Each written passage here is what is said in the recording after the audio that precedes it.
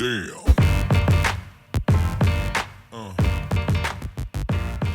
Radio Rahim with TEOFIMO Lopez on the hallowed grounds at Madison Square Garden. Listen, man, you're not only fighting at Madison Square Garden, which is one of the meccas of boxing in the history of the sport, but you're also fighting on pay-per-view, no less. 12 fights under your belt. Everybody already knows your name. First of all, what's it like to have reached this level in boxing this early in your career? Well, if you haven't known the name yet, TEOFIMO Lopez, like I say, 2-in on ESPN pay-per-view. But going back to your question, what it feels like, it's honestly a blessing, man. Just to know I'm fighting here, third time in the big room, 2 times in the small room that I fought in at Madison Square Garden. This will be my third time in the big room. It's going to be a great show, man. This is the mecca of boxing, and honestly, I'm going to put on a show and take over, like I always say. Your name is already being talked about with the champions in the division. How long do you think it'll be before TEOFIMO Lopez is on the side of one of these banners with the big face? That's up to my manager and Bob Arum and everything. And it's up to me, obviously. I'm the one that sets the path for everything. Literally, by each and every performance that we do, what I can see is we're like 1 or 2 fights away from a world title. When people talk about Lomachenko, Lopez, a lot of times they say, yeah, Lopez isn't ready. It's not time. It's too early for him. You guys haven't had that many difference as far as how many fights you've had professionally. So why do you think people's perception is that way, and are they wrong about that?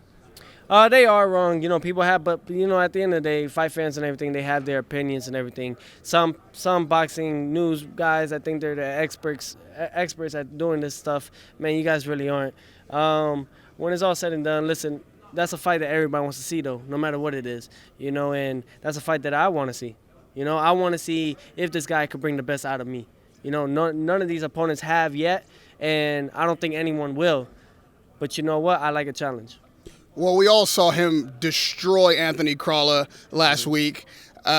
People were hailing that as like a magnificent performance. Did you see it? What did you think? No, I didn't see it. The reason of me really going to L.A. was to promote this fight coming out April 20th, Madison Square Garden. For me, at the end of the day, it's about Teofimo and about what he's going to do next and about taking over and interacting with the fans. That's what it's most important about. It's interacting with you guys and, taking a picture, signing autographs, whatever it is. Honestly, I'm going to do what I have to do to let everyone know that come and support me and I'm going to support you. I can say right now, I've been press week with you here. I've been counting you a couple other times. You're a nice guy, you're affable and whatnot. But when I read about you and on television after the fights, I understand it's fight night. Everybody's aggressive. Everybody's blood's up. But you're getting already kind of the knock on you that you're a mean guy, you're spiteful, you knock a guy out, you stand over him and whatnot. What's that about? The thing is that I don't think a lot of people that have said it, they never fought a day in their life. So you don't know how it feels. And on top of it, you don't know the fact that the blood, sweat, and tears on top of it, and the fact that obviously I could be the bad guy or whatever, but the moment you cross that line, there's a line that I do with all these fighters. If I talk trash, I talk trash directly to you. I don't talk trash about your mother, your father, anything, your country, whatever, because that's crossing the line. That becomes from business to personal.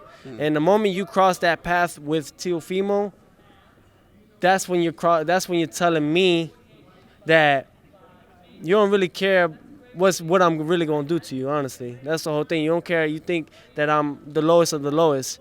That's mad disrespect to me. So, obviously, when I'm in that ring, I'm going to take your head off.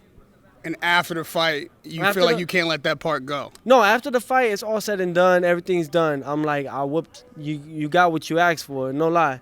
And as a fighter, that's what I'm always going to be. You could talk trash all you want to Teofimo. Don't care. The haters, you guys could say whatever you want about me. I'm 2 different people, 2 different personalities. When I'm in there, that's my job. That's what I have to do. That's my bread and butter. But when I'm outside, I'm as cool as a what? I'm calm as a cat. I'm just as there you go. Not a fan, but definitely a person that appreciates and is grateful about what all this is coming to. You know, the Puerto Rican tradition in boxing is storied and the history is long in New York. You know, you're a guy who's on the road to maybe being that kind of Puerto Rican fighter that's repping Puerto Rico and New York. You're at Madison Square Garden. You're that guy. Cotto's retired. Like, do you feel that as something, a legacy you carry? Is that part of your defining yourself? Yeah, no, absolutely. You know, the last person this is his home and everything was Cotto, Miguel Cotto. Miguel Cotto paved the way. You know, he did what he had to do. And I'm looking forward to back that up. You know, I'm looking forward to being the next fighter, the next person that when he fights is Madison Square Garden. Everybody knows directly, oh, he's going to be in Madison Square Garden. Oh, this is his home. Oh, and that's what we plan on doing, man. So, and it's already starting little by little. I could taste it and I could feel it. As long as we keep doing what we're doing, April 20th is the thing that's going to set the tone for everything else. The only other name that really at your division is at the top of people's conversation, is always on Twitter. You know I'm talking about Javonta Davis. That's another matchup that could happen, we would hope. I don't think so. Reason why being is he's at 30. I'm about to be at 140 next year. So it could be, but I don't really see it. No. He's too small. He's too small for you. Yeah. You're dedicated to moving to 140, no question. No question about it. I'm not going to go and kill myself and try to struggle at making this weight anymore. You know, I've been at this weight for 5-6 years.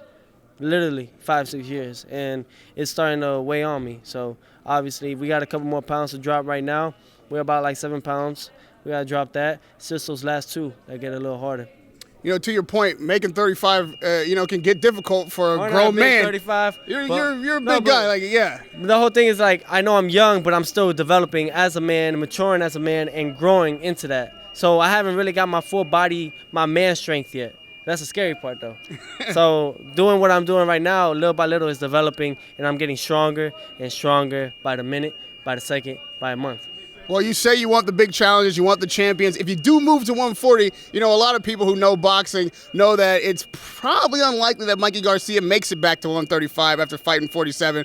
But 40 is where he would have to fight. Could you see a matchup between yourself and Mikey Garcia?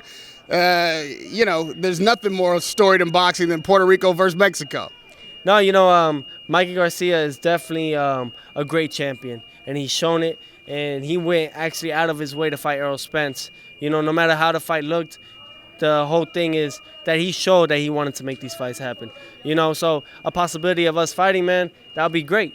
You know, that would definitely be great for the fight fans and everything, man. I respect Mikey Garcia. I respect that all he's done.